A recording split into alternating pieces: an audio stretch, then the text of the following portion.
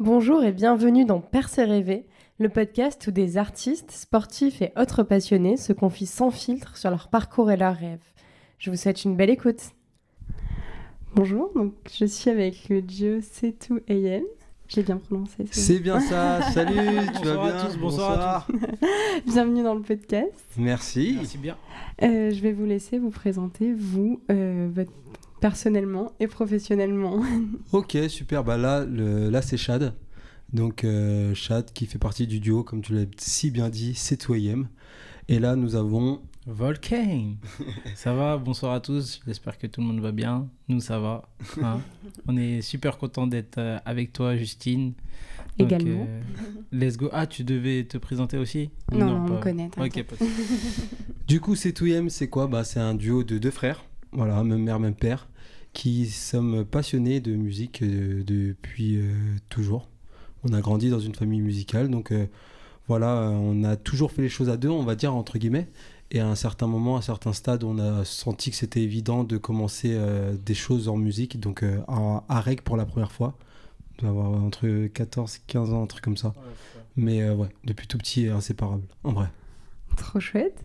Alors, si vous avez grandi dans une famille qui faisait beaucoup de musique, c'était quel type de musique? Est-ce que vos parents vivaient de la musique? C'est-à-dire nos deux parents étaient dans un groupe de musique africaine, un peu dombolo dans le registre. Et en fait, oui, on a grandi dans le zouk aussi, parce qu'on est antillais. D'origine Guadeloupe, Martinique, mais plus Guadeloupe. Et en fait, donc ces deux sonorités déjà principalement, on a grandi dedans. Et après, les années 2000, parce que nous on est 97, voilà, 2000, tout ça, nous on a grandi dans les années 2000. Les influences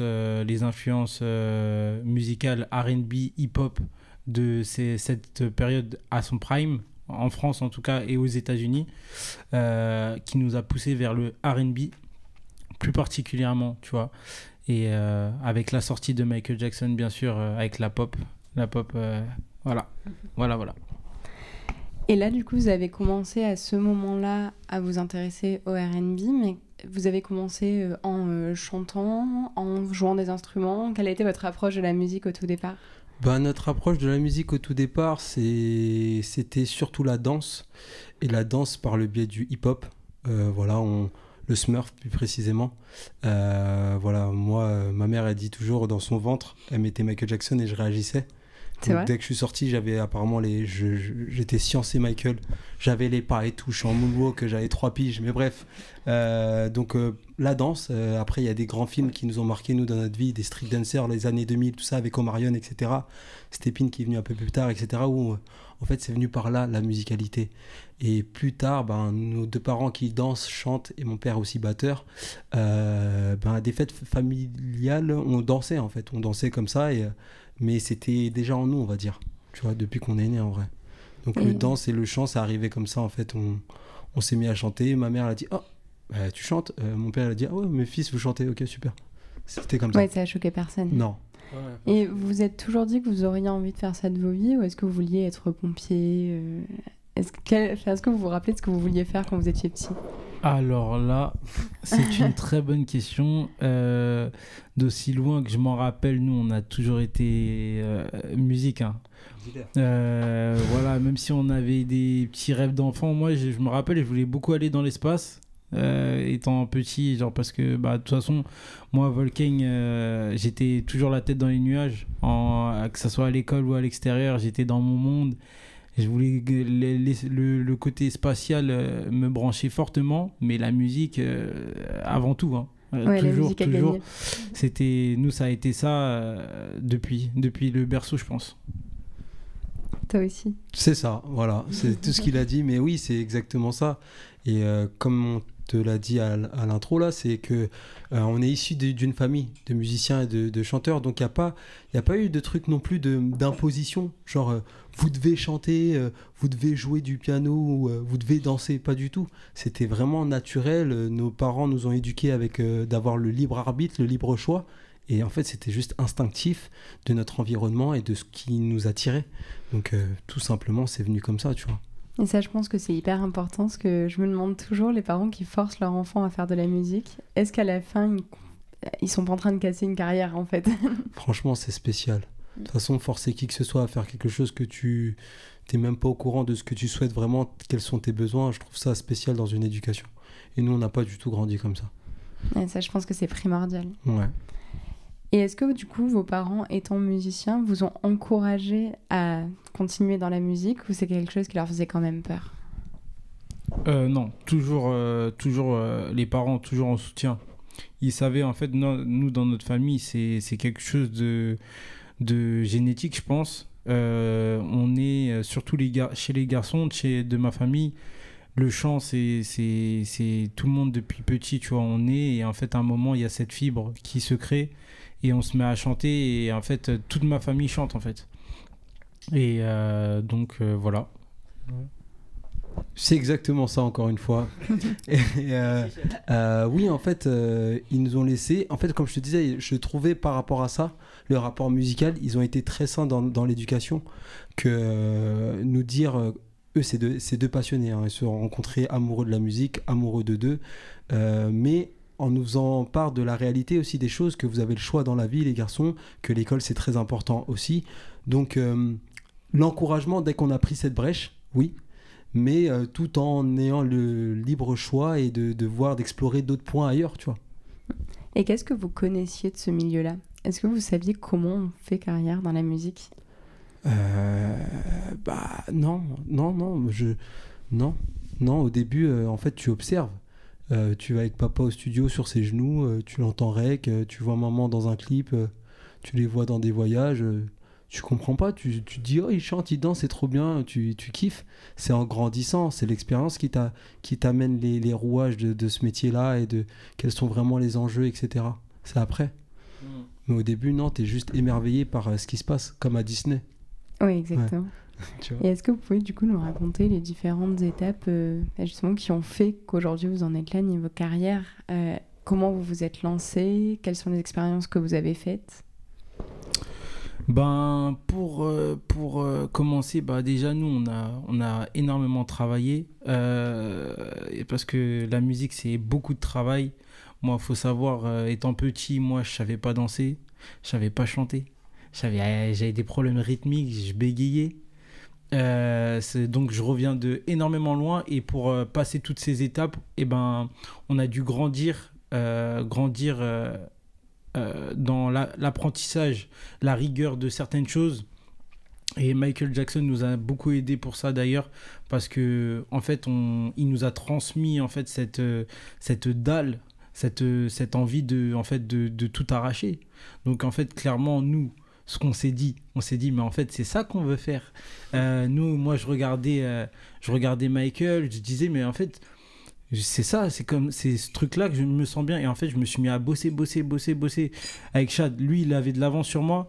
Chad, qui est l'aîné, je l'ai beaucoup pris en exemple étant dans ma jeunesse, parce qu'il avait des facilités, comme il vous l'a dit, tu vois. Quand lui, il est sorti, c'était l'enfant prodige, tu vois. C'était l'enfant, il avait déjà ce truc où il avait la fibre de la famille, tu vois.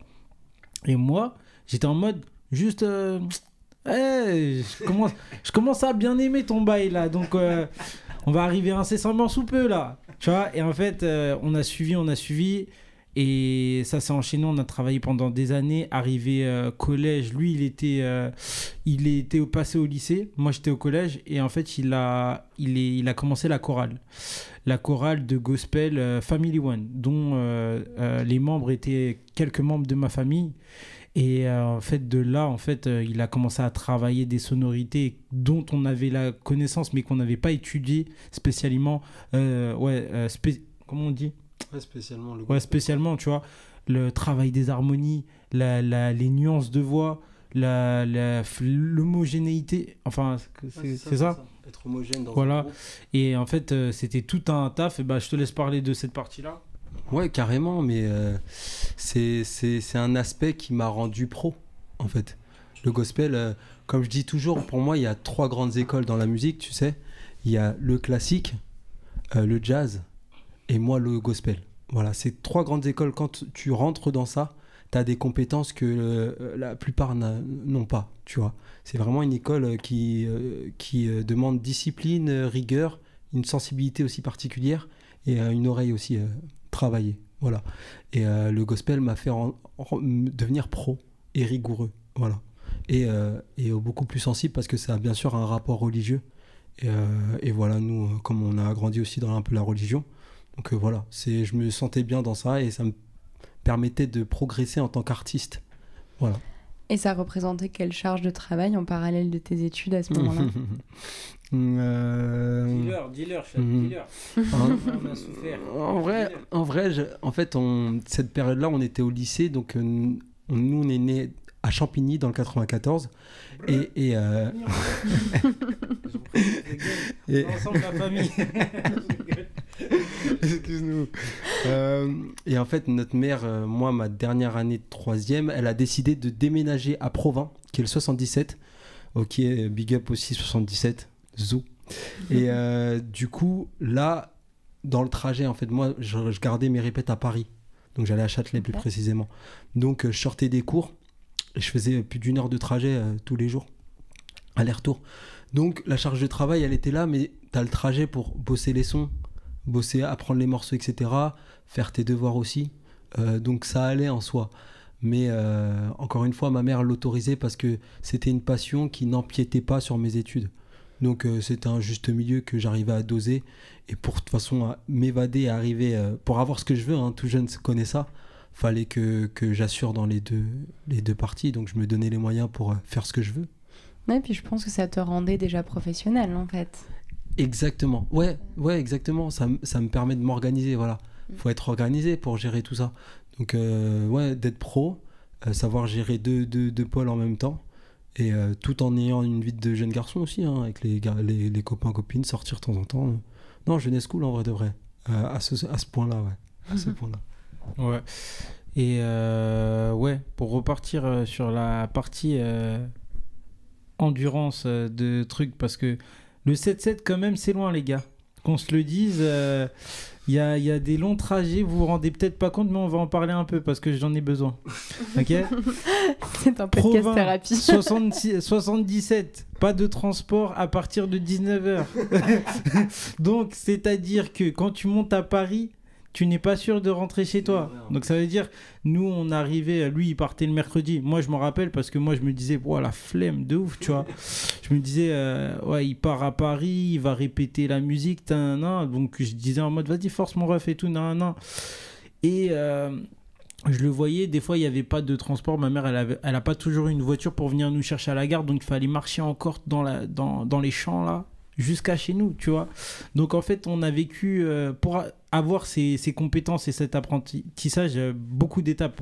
Mais lui il a eu de l'avance dans le côté artistique, parce que suite à cette chorale qu'il avait intégrée justement, il a commencé à prendre en compétences, s'améliorer en termes de performance vocale et à voyager, tu vois. Et là j'ai commencé à me dire, est-ce que je vais pas monter à Paris aussi, tu vois. Et en fait je commence à bien kiffer ce monde-là, mais bon, j'avais pas encore le temps, j'avais pas encore l'énergie à accorder pour en fait suivre ce rythme. Et c'est pas comme ça, tu vois, les chorales tu rentres pas vraiment comme ça, il faut avoir vraiment le cœur et avoir l'envie, c'est une détermination. Quand on t'appelle la veille pour le lendemain, ouais t'as une presta, tu dois apprendre tant de titres, mets-toi dessus. En plus des fois on te dit ouais c'est dans une autre langue, et tout ça t'apprend, c'est formateur de fou, tu vois. Et vraiment on remercie beaucoup Family One, Men of Gospel, toutes ces chorales là qui nous ont pu nous faire bosser sur cette rigueur. Et en fait, rester efficace, on t'apprend une voix. Ta voix, il faut que tu la connaisses. Tu fais une erreur, ça s'entend. Tu vois, tu casses une harmonie. Tu vois, et l'harmonie, on rigole pas avec ça. Et malgré que le gospel, ça soit quelque chose de très ressenti, les ratures, des fois, ça fait des belles choses, tu vois. Mais quand même, il y a quand même une ligne directrice à suivre, tu vois. Donc, voilà, merci pour tout. Voilà, j'ai dit ce que j'avais à dire. Ah, tu nous lances sur des sujets, on peut parler jusqu'à en vrai. Mais j'adore, ça me rend trop curieuse. Trop bien. Puis je trouve ça hyper important. Tu vois, ma mère s'est mise là dans une chorale à plus de 60 ans. Trop bien. Et elle est là, mais genre, wow, c'est une révélation, elle est trop contente. Et tu vois, je me dis, en fait, c'est important de le dire aussi, que c'est bien quand tu as envie de devenir pro, c'est bien aussi quand tu ne l'es pas et que tu aimes chanter. Parce que ce que vous décrivez justement d'esprit de chorale, de professionnalisme, d'envie de bien faire et tout ça, c'est exactement ce qu'elle décrit, elle, dans l'amateur. Et je trouve que c'est hyper important de le dire et j'adore le fait que vous le fassiez. Ah, c'est trop bien. Et bravo à la maman, du coup, parce que c'est aussi un moyen de s'évader aussi. C'est trop bien, en fait. Et même, je dirais, la musique nous a sauvés dans un certain point. Ça te permet de t'évader. Dans toutes les familles, il y a des fois des soucis. Donc, tu vas chanter. Et moi, je revenais de répète, j'étais juste ressourcé.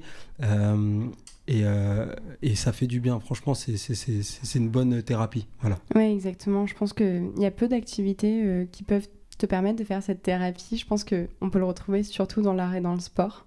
Ouais. Et je prêche un peu pour ma paroisse parce que je reçois des artistes et des sportifs dans le podcast pour parler de ça. Bien sûr, bien sûr. Mais je crois qu'il y a peu d'activités qu'on peut faire et qui nous font autant de bien d'un point de vue thérapie que l'art et le sport. C'est vrai. À ce moment-là, du coup, quand tu t'engages donc dans cette chorale, ce groupe de gospel, est-ce que toi, tu sais qu'après, tu vas... juste faire de la musique ou est-ce que tu dis je vais peut-être faire des études, faire de la musique en parallèle? Comment ça s'est passé pour toi? Oui, bien sûr, je suis encore en pleine réflexion parce que même si c'est inné chez nous, etc., dans notre éducation, on avait le choix des possibles et j'étais en train de juste, quand t'es collégien ou lycéen, t'es en train d'étudier de quel avenir tu veux en fait, vers où tu veux te diriger, donc c'est encore une période de questionnement. Surtout là, je le fais en mode, je suis passionné bien sûr, mais en mode kiff, tu vois. Là, je vais chanter pour kiffer. Je faisais des prestats même pas à payer. En fait, j'étais juste content. Je partais de Provins, j'allais faire chanter trop bien gratuitement parce que voilà, c'était trop bien. J'étais avec c'était comme une famille aussi, une deuxième famille, Family One. On était entre amis, famille, etc. On voyageait, on passait énormément de temps ensemble. Donc c'était vraiment trop bien. Donc pour le moment, non, je vivais ma petite vie de jeune qui a plusieurs activités autour, le sport, la musique, les amis et l'école en fait. Donc j'avais pas encore... mais je sentais, mon cœur, on était grave sportifs. On était grave sportifs. Nous, on avait plusieurs sports à la fois depuis tout petit. Et tu vois qu'à un moment, il y a un truc qui prend de la place. Et c'était vraiment la musique... qu'on a fait, on a délaissé certains points parce que ça prenait trop de place. Notre cœur, il allait trop vers là, et c'est là où, en fait, ça nous a choisi aussi. On l'a choisi, mais ça nous a choisi. C'était mutuel, c'était logique. Et vous avez l'impression que vous n'avez pas vraiment eu le choix, en fait. Ouais. Tout en ayant le choix, on n'avait pas le choix. Ouais, c'est vrai.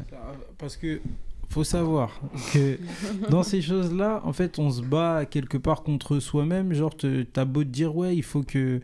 Moi, personnellement... là, c'est Volcan qui parle, du coup. Moi, personnellement... moi, l'école, c'était pas mon truc, tu vois. Toute ma scolarité, je pense que c'était un système qui ne me convenait pas, en fait. Et donc, je pense que j'avais toujours ce besoin de m'évader, ce besoin de casser ce truc-là. Je regardais la fenêtre de ma classe, tu vois, je disais, mais j'ai tellement d'autres choses à faire, là. Je pourrais faire des dingueries dehors. Je sais que je peux le faire, tu vois, mais je devais atteindre mes objectifs, tu vois, en premier temps, parce qu'il ne faut pas prendre de risques. La musique, c'est quelque chose d'incertain, tu vois, et il ne faut pas y aller sans avoir réfléchi, tu vois, parce que il y a de tout. La musique, c'est magique, c'est beau et tout ça, machin, mais il y a énormément de côtés sombres, tu vois, que les gens ne savent pas forcément, mais qu'on découvre au compte-gouttes, tu vois. Et donc, nous, en fait, avant de se lancer, on en reparlera après, mais avant de se lancer dans le côté show business, et ben voilà, on a commencé déjà à se manger les claques de vie où tu es dans cette vie parallèle où tu es en mode ouais, je dois construire quelque chose de stable et ça, mais en même temps, ta passion qui est en mode hey, il faut que tu fasses quelque chose parce que tu sens il peut se passer des dingueries. Tu as le potentiel. Il y en a qui n'ont pas tout ce que tu as ou toutes les cordes à leurs arcs qu'il faut pour en fait atteindre ce que toi tu vois, mais en fait tu te dis comment faire pour le mettre en place. Et c'est ça il y a des sacrifices que tu vas devoir faire, tu vois. Et ces sacrifices, en fait, c'est soit t'es prêt, soit t'es pas prêt, tu vois. Mais dans tous les cas, ceux qui pensent que c'est facile, c'est pas facile. Et même quand t'es dedans, tu vois, c'est vraiment pas facile. Même atteindre ton objectif et ne pas redescendre, c'est dur, tu vois. C'est peut-être le plus dur d'ailleurs. Ouais, c'est vraiment dur. Voilà, nous, on avait conscience de ça très jeune. Et mais je dis malheureusement, mais en fait, on savait que en fait, c'était là-bas qu'il fallait qu'on aille, tu vois, parce que ça nous démangeait, tu vois, c'est dans le sang, tu vois, t'es en mode, gars, et là, à un moment, il va falloir actionner, et en fait, t'es en cours et tout, et à un moment, on commence à avoir un peu de sous. On se dit, bon, mon gars, je pense c'est le temps d'essayer nos propres séances studio, qu'on partage beaucoup de choses avec les projets des autres, mais c'est quand on fait le nôtre, parce qu'on sait qu'on a du potentiel, tu vois. Et d'où nos premières séances studio, d'ailleurs, dans la même période, en fait. Lui, il commence à voyager, il commence à ceci, cela. Nous, notre argent de poche, dès qu'on avait du temps, le peu d'argent qu'on avait, on le mettait au studio, quoi. On allait au studio, on finissait, on mettait, je sais pas combien de temps à faire un son, mais on allait. Tout le temps, on gardait la déterre. On avait un anniversaire. Il y a 20 balles qui va se mettre là-dedans. On savait que, voilà, il y avait des calculs à faire et il fallait pas perdre notre objectif de vue, tu vois. Je pense qu'il y a plusieurs trucs très intéressants dans ce que tu viens de dire, mais notamment sur le fait de 20 € un anniversaire, c'est quelque chose qui te permet d'enregistrer en partie une session studio. Je pense que ces dernières années, il y a eu beaucoup d'émergence d'artistes qui ont fait des albums dans leur chambre et ça a super bien marché. Hein. Mais je pense que c'est aussi important de dire que c'est aussi pas si facile et qu'effectivement, ça coûte aussi de l'argent de le faire. Et que du coup, ça rend pas ça si accessible que ça, en fait. Ouais, exactement, ouais, effectivement. Avec ouais, carrément, parce que notre premier matos, c'était cette période-là aussi, vers cette période-là, avec mon meilleur ami en fait du lycée. On a été à 3 à investir dans notre premier matos. Donc une carte son, un micro, MacBook et tout, des enceintes et tout, parce que c'est un coût et là on l'a réalisé, tu vois. Mais on voulait commencer, on s'est lancé, on fait un choix et effectivement ça te permet de t'organiser, de t'apprendre les finances aussi, d'économiser, etc. C'est des points aussi que tu apprends grâce à ça. Tu veux un objectif, ok, il te faut quoi? Tu te fais un cahier des charges, etc. Temps à dépenser, allez, tu coffres. Moi, je revenais de voyage, j'étais payé, etc. sur des voyages. Tout mon argent de gospel, ça allait dans ça. Ça allait dans ça. Je disais, mon frère, il n'avait pas tout de suite de l'argent. Donc, c'est moi, des fois, qui mettais, après, il a eu de l'argent, etc. Et là, on a mis une vitesse directe. Et ouais, pour aussi, c'est aussi la recherche d'indépendance, tu vois. Parce que tu as vu, nous, on a commencé dans la musique, mais quand t'es pas indépendant, tu attends tout le temps sur les gens, tu vois. Et quand tu te lances dans la musique, les gens, ils croient pas forcément en toi, tu vois. Tu fais tes trucs et ça, et ça te néglige. Tu demandes des choses, ça met 20 000 ans, comme si, pour t'envoyer certaines choses, tu vois, il faut toujours à courir après les gens. Et c'est ça aussi qui nous a poussé à miser sur nous. On s'est dit, tu veux gagner, il faut miser, tu vois.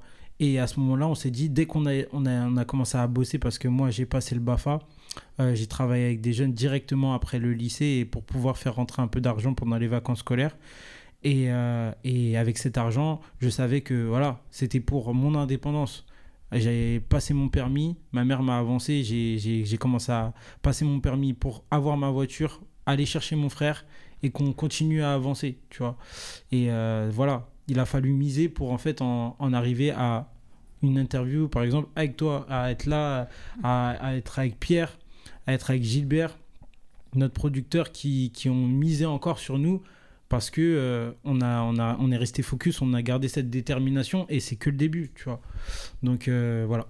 C'est ça, mais ça a beau être le début, c'est effectivement en fait la suite d'un parcours de plusieurs années quand même, mais que vous avez fait avant, en fait. C'est un chemin. C'est un chemin.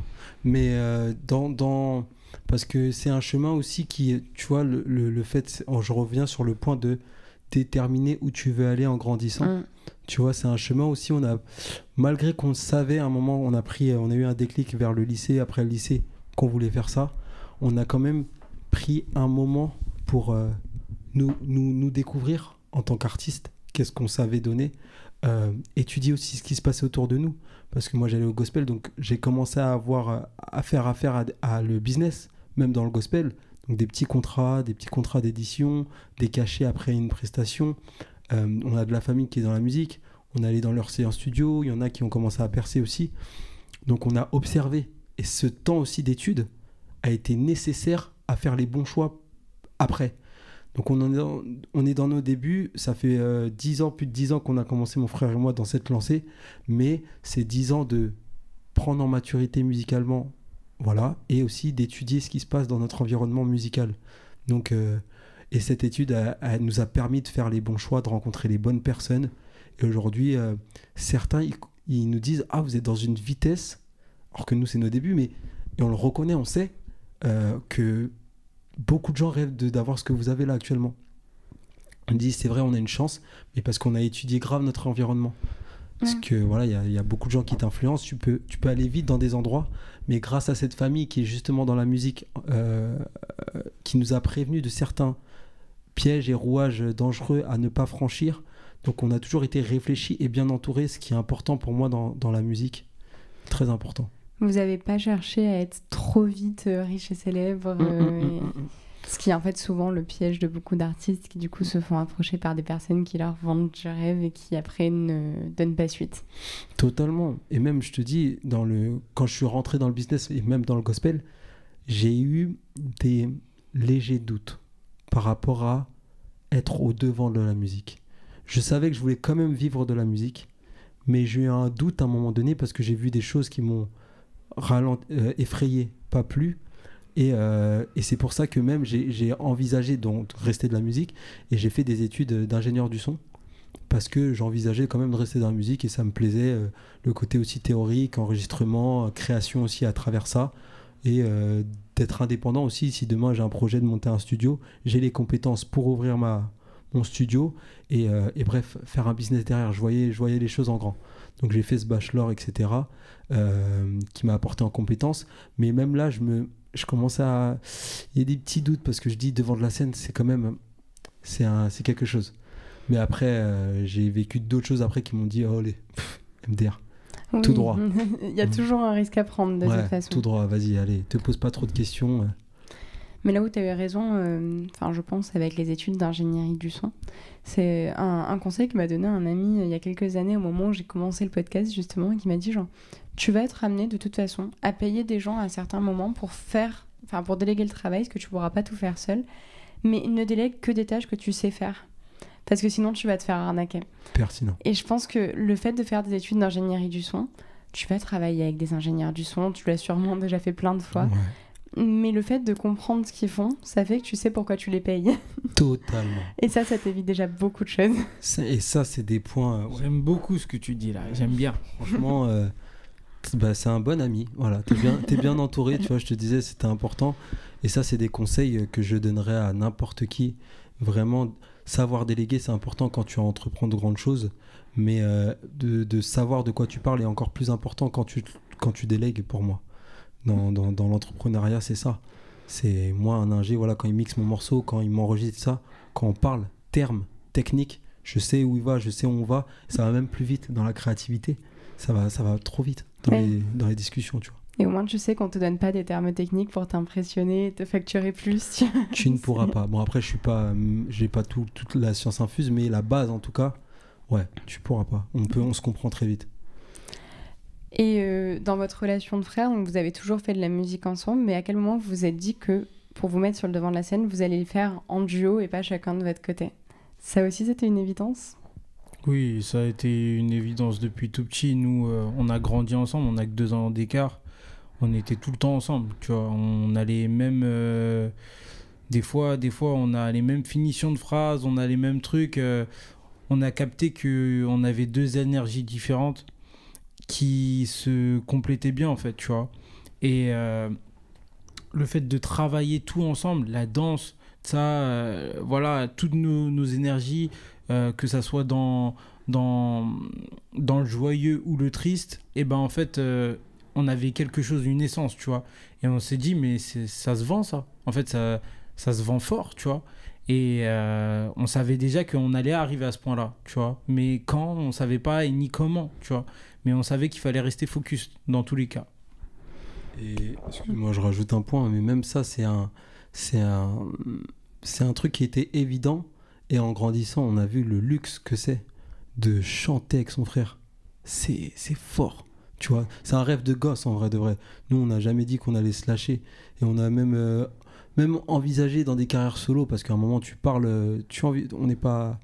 Il y a la vie, il y a des choses qui se passent. Donc, même si quelqu'un, lui ou moi, on décide de partir tout seul devant, on sera toujours à deux. Il sera toujours dans mon album ou je serai dans le sien. On sera toujours sur scène ensemble. Donc, c'est évident qu'on allait frôler le sol de la scène ensemble. C'était évident. Ouais. Et comment vous réussissez à travailler ensemble, justement? Vous avez chacun vos univers et vos expériences. Et qui apporte quoi au duo, au final? Comment on arrive à travailler ensemble? Bien sûr, on a une sensibilité commune parce qu'on a grandi ensemble avec les mêmes influences, mais on n'est pas touché par tout la même chose des fois, et c'est ce qui ramène la couleur de ce groupe dans la différence, et c'est là où on se complète. Mon frère, on va parler déjà tessiture de voix, c'est plus un ténor. Donc un ténor, c'est dans les chorales, c'est les pupitres hommes, mais qui ont une certaine capacité à aller dans les hauteurs. Les vrais ténors américains, ils sont puissants, ils sont hauts. Donc mon frère, il a beaucoup. Ils sont plus aigus, ouais. Et il a plus cette facilité à aller dans les hauteurs. Moi, je suis un baryton, Martin. Donc pas un vrai baryton, j'ai pas de grave de ouf, mais j'en ai quand même. Mais Martin qui me permet de faire un peu de mytho sur le ténor. Et du coup, je suis toujours en bas, je suis dans la douceur, j'ai une voix plus chaleureuse, suave. Mon frère, c'est plus punchy. Il a aussi une âme de rappeur, je le dis à chaque fois. Donc dans le débit, il a ce truc codé, rappé, chanté. Et moi, j'ai vraiment le truc old school, R&B, où je mets des longues notes avec une sensibilité particulière. Et en fait, les deux, yin et yang, ça fait les morceaux qui sont là déjà et qui arrivent encore, hein, vous allez voir. Il va falloir que vous nous en parliez. Ouais, fort. Est-ce que tu voulais rajouter quelque chose? Okay. Et sur ce qui est composition et écriture des paroles, c'est quelque chose que vous faites à deux aussi, ou un des deux a plus cette fibre-là? Non, c'est les deux. Il a ses visions. C'est parce que nous, on écrit en images, tu vois. On voit quelque chose, on voit une scène et on l'extériorise à travers l'écriture, tu vois.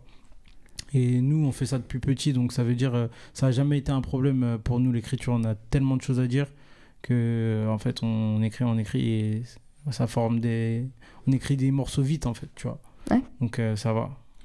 Même dans la compo, en fait, si tu veux, dans la compo, il a sa patte. Nous, comment on bosse, par exemple, on se met juste raccord, on travaille sur une prod, ou etc., ou on reçoit une prod, on se met raccord juste au début si on a ressenti le même truc quand on écoute l'instru, et on se met une thématique. On met, ok, on veut parler de quoi, frérot? Ça, ok. Et chacun va dans son... Des fois, je rentre chez moi, il rentre chez lui, nanana, et le lendemain, il a sa mélo, il a son écriture, j'ai ma mélo truc, on rajoute le truc ensemble, c'est un morceau. Et ça marche en faisant ça. Et ça marche. Ça, c'est impressionnant, par contre. Mais je pense on n'a pas le truc, on n'est pas jumeaux, donc on n'a pas le truc des jumeaux, mais on est frères, donc ça joue, je pense. Ah oui, parce que écrire chacun une mélodie et des paroles de chacun d'un côté et réussir à les mettre ensemble, c'est très fort. Franchement, la plupart du temps, c'est un match de fou. Mais c'est parce que, comme tu dis, comme on t'a dit, on a grandi ensemble. Donc on sait la force de l'autre, on sait la faiblesse de l'autre. Donc on sait comment le frère il va commencer. Cette partie-là de la prod, on sait, ça sonne Volking. Je sais qu'il va d'être ça. Là, je sens ma partie dans ce truc-là. Et maintenant, en grandissant, comme on a pris en maturité musicale, on se challenge. Des fois, on inverse. On dit, hey, Volking, vas-y, teste le doux pour voir. Et moi, je vais surprendre en étant un peu plus catchy, plus débit, etc. C'est ce qu'on travaille maintenant pour être vraiment polyvalent. Voilà. Je vois depuis le début de l'interview cette partie évidence et la fluidité avec laquelle tout ça s'est passé. Mais j'imagine, et d'ailleurs je l'évoquais un petit peu avant, qu'il y a des moments où ça a été plus dur, où vous avez forcément plus douté. Je pense, enfin, je me trompe pas. Est-ce que vous voulez parler un peu aussi de ces moments-là où ça a été moins évident? Il Il y a eu plein de moments. Comme on l'a dit, on a deux énergies différentes. Des fois, moi, je vais aller très très vite. Et lui, il a beaucoup été dans notre univers musical, beaucoup plus posé, réfléchi. Non, on doit passer par là, on doit passer par ces étapes. Et à un moment, tu sais, le temps, il passe et tu commences à en avoir marre. Tu dis, hey, frère, tu vois pas, il y a trop de gens, ils passent devant nous et on a des choses à faire. Viens, on va tout droit. Il dit, ouais, mais t'as pas cette compétence pour aller tout droit. Avant d'arriver tout droit, pour aller tout droit et en fait tout casser là-bas, il va falloir passer par là, tu vois.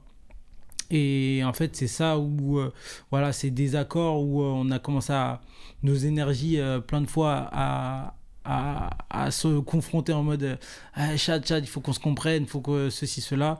Bah, ça nous a forgé aussi, les moments de cassure et le fait de se retrouver, ça a fait qu'on a pris, comment dire, ça nous a fait grandir en fait dans notre aussi relation, tu vois, musicale et de frères, tu vois. Donc voilà, j'espère que j'ai bien répondu à la question. Tu as très bien répondu à la question. Voilà. Et pendant toutes ces années, vous disiez que vous avez aussi travaillé avec d'autres artistes à certains moments avant de vous regrouper seulement sur votre projet. Est-ce que vous voulez parler aussi de cette partie-là et de ce que vous avez fait en collaboration avec d'autres artistes ? Bien sûr, cette partie-là, c'est encore une fois ce côté gospel qui nous a ouvert beaucoup de portes.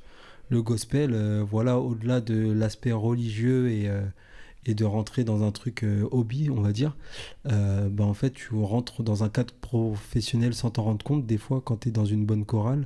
Et tu as des artistes qui recherchent des couleurs gospel, donc ils font appel à tes chefs de chœur qui disent je recherche ça, je recherche une chorale, est-ce que vous avez des personnes compétentes, je recherche des types. Donc c'est comme ça, et nous en fait à travers les chorales où on s'est fait repérer, mon frère et moi, parce que des fois c'est pas toute la chorale qu'on veut, c'est quelques choristes précisément. Donc par le fait qu'on était, on nous disait, parce qu'il y a beaucoup d'aspects, à chaque fois c'était vous êtes jeune, vous êtes beau, vous chantez super bien, vous rendez bien à l'image, je veux un tel, je veux un tel, je veux un tel. Et on était souvent sélectionnés. Et c'est comme ça qu'on a commencé à collaborer avec des artistes comme Franglish, Christophe Mahé, Kerry James, Michel Fugain. C'est varié, hein. Franchement, c'est varié. Et ça nous a fait prendre en compétence ça aussi. Et aussi échanger sur d'autres musicalités, travailler d'autres aspects, tu vois. Mais on est touché par beaucoup de choses, nous, mon frère et moi. Donc ça aussi, c'est une force chez nous, je pense, parce qu'on est presque tout terrain.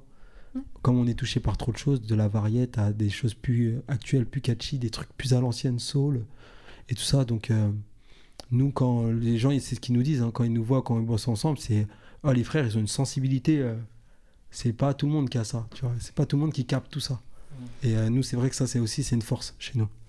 Et puis je pense que voir des artistes monter des scènes, préparer leurs concerts et tout ça, comme tu disais, de l'observation, c'est énorme. Ça, je pense que vous avez tellement de choses à apprendre à juste regarder quelqu'un qui fait ça depuis 10, 20, 30 ans, monter une scène et préparer son concert. Tellement, mais tellement. Nous, on s'est inspiré de ce qui nous entourait et on a eu la chance d'avoir une famille qui était dans ce monde-là, tu vois, et on a énormément appris d'eux parce que eux, c'est des monstres, tu vois. Musicalement, ils ont un niveau, dans ma famille, c'est chaud, tu vois. Donc ça a fait que nous, on a eu des sonorités, des trucs que eux ont pris d'ailleurs. Et en fait, ça nous a fait ouvrir aussi nos capacités, nos sensibilités. Et on a vu à travers déjà le zouk, à travers... en fait, tu commences... Tu as une partie de ta famille, c'est l'univers du zouk. Déjà, c'est une sonorité spéciale et magnifique, tu vois. Ensuite, le gospel... qui nous a touché énormément aussi. À certains moments, c'est transcendant, en fait, comment t'écoutes la musique. Après, t'as le R&B. Le R&B, tous ces univers qui se mélangent. On s'est dit, en fait, la musique en soi, de base, c'est quelque chose de magnifique qu'on a voulu intégrer à notre propre musique, tu vois. Donc, ça fait que on écoute des sonorités africaines, même des choses un peu de village, tout ça. On dit, mais ça peut être une dinguerie si on le met avec ce qu'on a appris de ceci, de cela, et ça donne en fait C2M, tu vois. Parce que c'est quand vous allez écouter en fait tout ce qu'on a concocté dans notre projet, dans notre univers, on touche à tellement de choses, mais il y a toujours cette même essence R&B, tu vois, qui fait que on garde quand même une certaine ligne directrice, tout en fait pouvant s'adapter à chaque univers. Et c'est ça qui a été magnifique en fait avec ce groupe, tu vois. Et voilà. Est-ce que vous pouvez nous... Alors, je te laisse, tu voulais rajouter quelque chose? Ouais, pour aussi un peu répondre sur le fait de voir les shows se monter. Ouais, parce qu'on a été à des concerts de nos oncles, etc., de Johan, big up à Johan, qui est un artiste dans le monde du zouk, et qui touche aussi à plein de choses, et qui vient du base d'un groupe R&B qui s'appelait Trait d'Union, qui sont nos 3 oncles. Donc même à travers ça, quand on venait petit, quand on les a rencontrés, on venait à leur concert, on voyait ce qu'était un show, quoi. Danse, chant, musicien, comment prendre la scène, comment interagir avec le public. Pareil, d'être choriste, tu apprends. Tu vois Franglish, il va devant de la scène, tac, il y a un break avec les icônes, et nous, on met...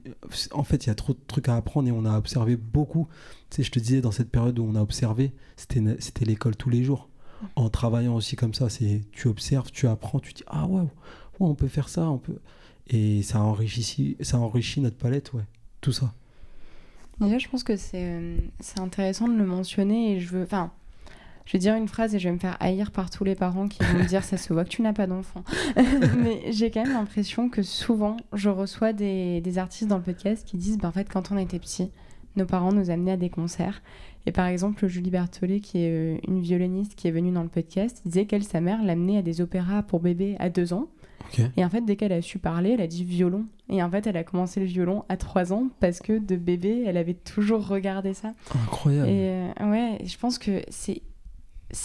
dans la mesure où c'est possible, c'est hyper important en fait d'amener des enfants voir des concerts, des spectacles, parce qu'en fait il y a des vocations qui se créent, quoi.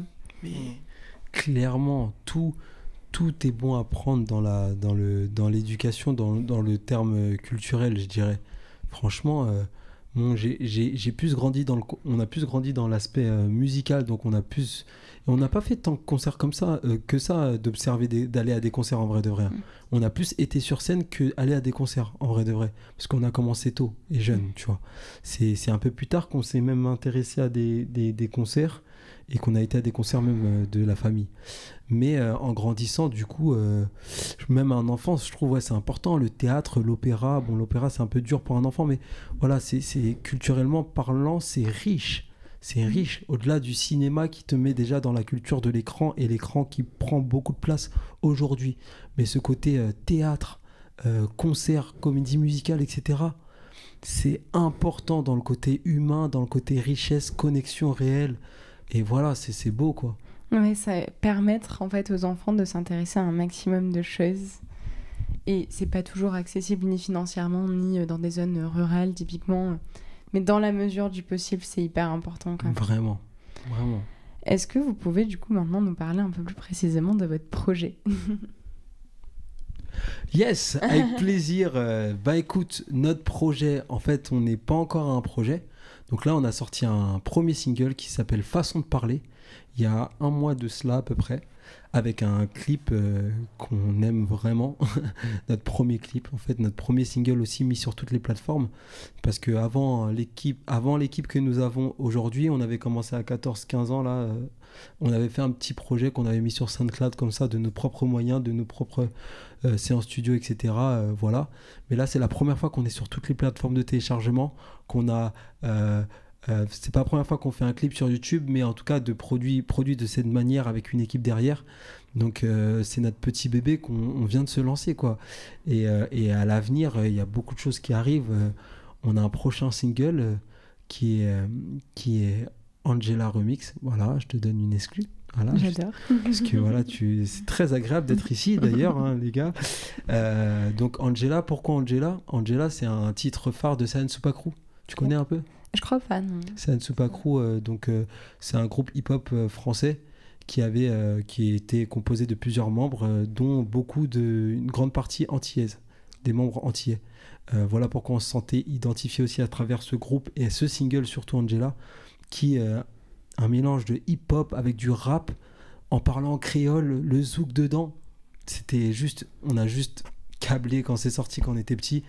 Et en fait, on a fait une cover il n'y a pas si longtemps que ça, c'est l'été dernier, qui a en fait juste fonctionné. Notre communauté a kiffé en fait cette vidéo. On est juste en famille, on joue au domino. Et en fait, ça chante autour de la table. Et c'est vraiment ça l'énergie dans laquelle on a grandi depuis tout petit, qu'on a dit, qu'on a voulu mettre en avant. Donc on est avec des cousins, cousines. Il y a même notre papa dans la vidéo. C'est génial. On joue au domino, on se met à chanter autour d'une table. Mais ça, c'est un peu notre quotidien depuis tout petit. Et ça a pris. Et c'était ce remix-là. Et en fait, on nous l'a demandé en commentaire, et on a fait juste le remix qui arrive le 22 novembre. Ah, mais donc, parfait. Je vous donne rendez-vous le 22 novembre pour écouter ce remix Setuyem de Saiyan Supakru Angela. Génial. En plus, ce sera, je pense que ce sera sorti avant la sortie du podcast, donc vous pourrez aller l'écouter directement après. Impec. Parfait. Impec. Est-ce que vous avez des scènes aussi de prévues? Pas pour l'instant. Oui, tout à fait. On a une date prévue le 29 novembre à Liège pour un événement qui s'appelle Pays Mêlé, qui tourne autour de la culture antillaise, et on a eu l'honneur d'être invité pour justement faire deux, trois titres, dont des exclusivités. Donc ce sera avec plaisir qu'on va aller là-bas. Donc on se donne rendez-vous le 29 novembre pour ceux qui sont à Liège ou en Belgique ou même ailleurs.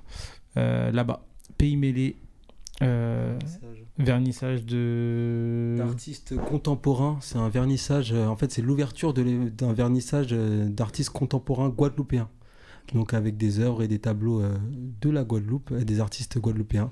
Donc encore plus honoré d'être invité à ce genre d'événement le 29 à Liège.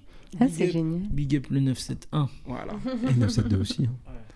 Je vais partager tout ça sur les réseaux du podcast. Avec plaisir. Pour nos auditeurs belges. Avec plaisir, grave. Grave. On arrive bientôt. C'est ça. Ouais. Est-ce que vous pourriez me dire la plus grande richesse selon vous de votre métier? La plus grande richesse la plus grande richesse de ce métier, c'est le don de chanter pour moi. Beaucoup de gens ont envie de chanter. Il y a une différence entre avoir envie de chanter et de se mettre dans un truc pour chanter, et d'avoir le don de chanter. Et sans être prétentieux, nous on l'a eu par le biais de l'héritage génétique, on va dire, et aussi environnemental, le fait qu'on est né dans cette famille-là. Et ça, c'est une richesse de fou malade d'avoir le don, les cordes vocales, et chanter comme ça. Chanter, en fait, tout simplement. Ouais, c'est génial. Et plaire aux gens. Voilà. Tu veux ajouter quelque chose? Et en famille. Et en famille. Et en famille. Je pose toujours la même question pour conclure le podcast. Ouais. Si aujourd'hui vous pouviez parler au vous enfant, qu'est-ce que vous diriez? Alors, mon gars, on n'y est pas encore. mais reste focus, parce que ce que tu vis aujourd'hui, c'est juste incroyable. Et il y a encore de belles choses qui arrivent. Donc, reste déterminé, parce que tu croyais en toi déjà étant petit. Et jusqu'à aujourd'hui, moi, je crois toujours en moi. Donc, c'est pas pour rien. Croyons en nous, tu vois. Je dirais ça, je pense. C'est très beau. J'ai rien à rajouter. Tu dirais exactement la même chose. C'est le moment complémentaire là. C'est ces moments-là, tu vois. Ouais, vraiment, foncez les gars. Foncez. Croyez en vous et lâchez rien. Allez au bout. Jusqu'au bout. Allez jusqu'au bout. Merci beaucoup d'être venu dans le podcast. Merci à toi, Justine. C'était un plaisir. Gang, gang. L'épisode est maintenant terminé. J'espère qu'il vous a plu. N'hésitez pas à vous abonner au podcast sur les plateformes et sur les réseaux sociaux pour ne rien manquer de son actualité. Et je vous dis à très bientôt.